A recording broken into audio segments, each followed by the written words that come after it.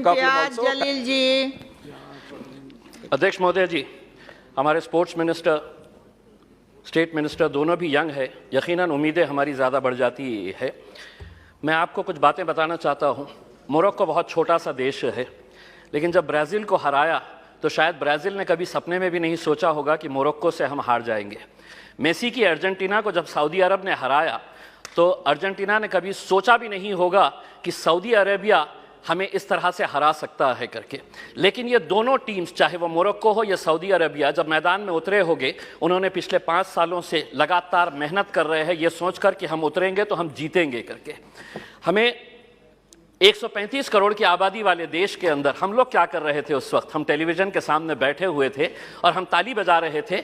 खिलाड़ी कोई और था मैदान के अंदर, लेकिन हम खुश हो रहे थे कि देखिए कितना अच्छा गेम हो रहा है करके। उसमें हमें अफसोस इस बात का होना चाहिए कि 135 करोड़ की आबादी वाले देश के अंदर हमने 11 फुटबॉल खिलाड़ियों को तैयार नहीं किया। उस दिन सारे देश ने इस बात का चिंतन किया और हमने भी सोचा, यकीनन आपने भी सोचा होगा कि कहीं ना कहीं कुछ हमारी खेल नीतियों के अंदर कुछ बदलाव लाने की ज़रूरत है, वरना 135 करोड़ देश की आबादी अगर हम एक टीम तैयार नहीं कर रहे हैं तो कुछ ना कुछ कहीं ना कहीं गलत हो रहा है। इस बात का एहसास हुआ है और शायद वही एहसास को लेकर आज हम सभी लोग यहाँ पर इकट्ठा हुए हैं। मंत्री जी, मैं आपसे पूछना चाहता हूँ, यूएस और चाइना ऐसा क्या कर रहा है कि उनके खिलाड़ी मैदान के अंदर उतरते हैं? कोई भी इंटरनेशनल इवेंट जब ऑर्गेनाइज होता है तो उनके खिलाड़ी गोल्ड ऐसे ही हंसते हंसते लेकर चले जाते हैं। हम एक गोल्ड अगर लेके आ जाते हैं तो पूरा देश सेलिब्रेट करता है, बल्कि प्राइम मिनिस्टर ले लीजिएगा, पूरे मिनिस्टर्स ले लीजिएगा, पूरे चीफ मिनिस्टर्स उसका जश्न मनाते हैं, जबकि हमारे पास पोटेंशियल इससे ज्यादा है। कहीं ना कहीं हम कुछ ऐसा नहीं कर पा रहे हैं वो कर रहे हैं करके। वो क्या कर रहे हैं? तो वो बचपन से ही अपने खिलाड़ियों को आइडेंटिफाई कर रहे हैं, कौन हमारा खिलाड़ी कौन से खेल के अंदर है, और उसके बाद पूरी जिम्मेदारी उनके स्पोर्ट्स एसोसिएशन, फेडरेशन और वहां की सरकार उठा रही है। हमें मंत्री जी हमारे शॉर्ट टर्म गोल्स और हमारे लॉन्ग टर्म टारगेट्स क्या होने चाहिए, इसको आइडेंटिफाई करने की ज़रूरत है। मंत्री जी, मैं आपसे अनुरोध करना चाहूँगा, एक सर्वे करवाइएगा पूरे देश के अंदर कि कितने ऐसे स्कूल्स हैं कि जहाँ पर स्पोर्ट्स टीचर्स मौजूद है।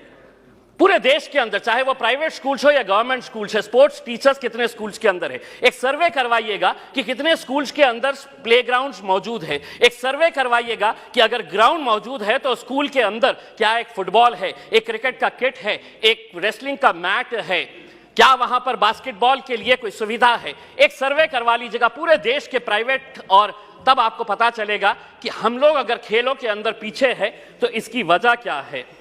अध्यक्ष महोदय, मैं आपसे के जरिए मंत्री जी से यह अनुरोध करना चाहूंगा, 75 साल देश के आजादी के हो गए हैं, हम वैसे भी करोड़ों रुपया ऐसे वैसे कामों के ऊपर खर्च कर रहे हैं। मंत्री जी ये जिम्मा उठाइएगा कि 75 साल देश की आजादी के मौके के ऊपर हम हर स्कूल को एक स्पोर्ट्स किट प्रोवाइड करेंगे, जिसके अंदर एक फुटबॉल रहेगा, एक रेसलिंग का मैट रहेगा, एक बैडमिंटन के लिए, वॉलीबॉल के लिए जो नेट लगता है वो रहेगा। अध्यक्ष महोदय, एक मिनट, मैं सिर्फ सुझाव दे रहा हूं, और उसके ऊपर लिखिएगा कि अगर खेलेगा इंडिया तो जीतेगा इंडिया। उसके ऊपर आपकी तस्वीर लगाइए, आदरणीय पंतप्रधान जी की तस्वीर लगाइए, और एक 75 साल का तोहफा बोल के देश के तमाम स्कूल्स को आप ये दीजिएगा। हर राज्य के अंदर 4 कम से कम स्पोर्ट्स यूनिवर्सिटीज होनी चाहिए। मेरे शहर के अंदर थी, पूना वालों ने उठाकर उसे पूना लेकर चले गए।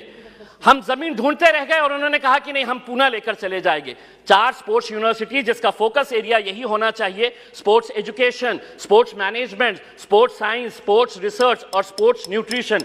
मैं मंत्री जी आपको बताना चाहता हूं, औरंगाबाद के अंदर एक स्पोर्ट्स अथॉरिटी ऑफ इंडिया का साई का एक्सीलेंसी सेंटर है। आज तक करोड़ों रुपया आपने खर्च किए हैं उसके ऊपर, लेकिन कोई भी एक इंटरनेशनल लेवल का वहां पे इवेंट ऑर्गेनाइज नहीं किया गया है। आप खेलो इंडिया के जरिए आप अंडर 17 के टैलेंट को आप आइडेंटिफाई करते हैं, हम उसका स्वागत करते हैं। उसी तर्ज के ऊपर अगर स्कूल गेम्स फेडरेशन, अध्यक्ष सिर्फ 1 minute, school games federation of India को यह जिम्मेदारी देते हैं कि आप अंडर 14 के जितने भी टैलेंट है उसको आइडेंटिफाई करिएगा। दूसरा, सबसे जाते जाते सिर्फ ये कहना चाहूंगा, भारतीय जनता पार्टी के एक एमपी है बृजभूषण सिंह जी, वो खुद एक पहलवान है। अगर वो रेसलिंग फेडरेशन ऑफ इंडिया के प्रेसिडेंट है तो हम उसका स्वागत करते हैं, लेकिन जिसने कभी जिंदगी में कोई एक गोल नहीं किया वो फुटबॉल एसोसिएशन का प्रेसिडेंट, जिसने कभी क्रिकेट बैट नहीं पकड़ा वो क्रिकेट एसोसिएशन का प्रेसिडेंट हो गया है। इसीलिए हम आपसे अनुरोध करेंगे, एक नियम बनाइए, राजनेताओं को खेलों से दूर रखिएगा, तब जाकर हमारे खिलाड़ी